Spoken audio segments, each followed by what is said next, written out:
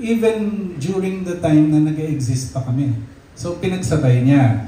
Tapos, strangely, well, for me and siguro for others, kinakanta pa rin niya yung playlist namin nagkakapareho eh. So parang iniisip ko, nagsolo ka na eh. I mean, gusto mo mag-solo. Bakit uulitin yung ginagawa with side A? So parang hindi sa akin hindi nagko-connect. So nagiging confusing, parang nagiging dalawa yung side A. Tapos every time lalabas siya, laging merong caption na formerly of side A. And it keeps happening many times. So pinapabayaan lang namin. And then eventually, siguro it came to Joey Benning's attention na parang, teka, tigilan na natin to. Parang ayusin natin na huwag nang ganon kasi hindi okay. Confusing, tsaka parang hindi tama eh. Hindi tama na nag-solo siya tapos is still singing the same side A playlist.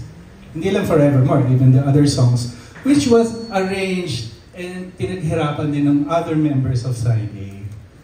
A song for him sa album niya in support of his career. Kasi like Joey Benning said sa article niya, sino ba naman hindi gustong makinig sa kanya? Ganda-ganda ng boses ni Joey, has proven himself before. So also just to clarify, yung parang if people think na kami as side A ang nagsabing wag niyang kanta. No, none of us ever said anything about it.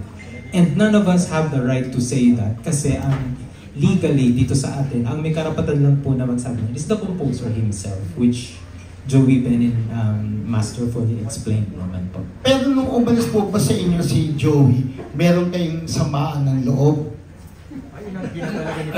Nung nakasama kami? Pag umalis na sa inyo, siyempre may tampuan kayo kasi nag-solo, parang pili niya, kaya ko na to. Di ba dahil sumikat nga yung mga kanta niya? Ay, hindi, open kami sa gano'n. Kung iniisip niyang career move, open kami sa gano'n kasi nangyayari yan at nangyari na sa lahat sa amin. We were former members of other bands. Then ako, hindi pa ako side A, then kinuha ko ng side A. I had to explain myself to the band na aalisan ko. And okay naman sila, no? Well, depende yun eh sa perspective ng mga kasama mo dati. Nasasali ka sa ibang banda, di ba?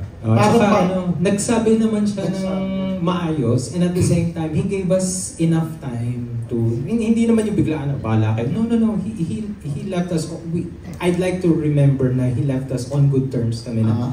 Maayos niya kami sinabihin na, it's about time for me na to go solo. Sa bagay, pagkakanta niya po yung mga kanta niya,